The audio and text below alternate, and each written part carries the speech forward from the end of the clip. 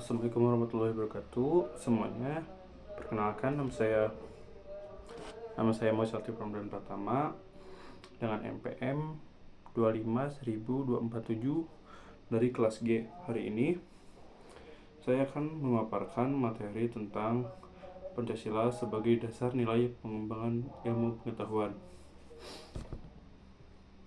Tentu saja, karena ilmu pengetahuan dan juga teknologi semakin saat berkembangnya, mulai dari AI, lalu bioteknologi, lalu teknologi digital, itu membuat perkembangan zaman semakin besar.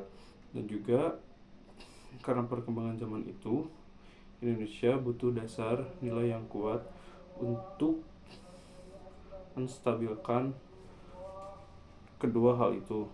Nah, jawabannya itu adalah Pancasila sebagai nilai yang harus ditekankan dalam ilmu pengetahuan ini dalam perkembangan zaman. Nah, lalu ada pengertian Pancasila itu sendiri. Pancasila itu bukan sebagai simbol negara saja, tapi sebagai pedoman utama dalam berpikir dan juga bertindak. Karena semua kebijakan termasuk pengembangan ilmu pengetahuan seharusnya berlandaskan dengan nilai-nilai Pancasila agar sesuai dengan jati diri bangsa Indonesia. Lalu ada hubungan antara Pancasila dan juga ilmu pengetahuan. Jadi ilmu pengetahuan tidak boleh berdiri netral tanpa nilai. Ilmu pengetahuan harus berdiri dengan moral dan juga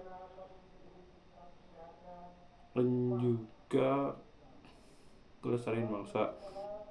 Nah, hal itu membuat Pancasila berfungsi sebagai kompas moral agar ilmu perkembangan untuk kebaikan bersama, bukan hanya untuk merugikan manusia atau merusak kehidupan sosial itu sendiri. Lalu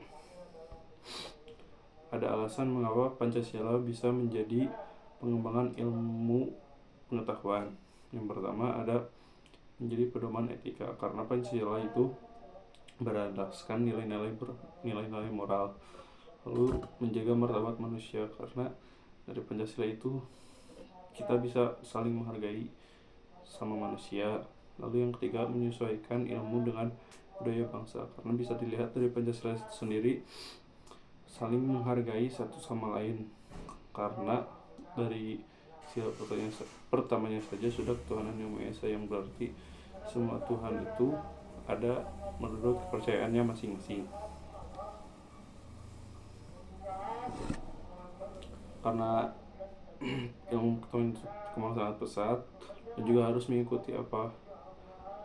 mengikuti Pancasila. Jadi 5 sila ini berhubungan dengan ilmu pengetahuan.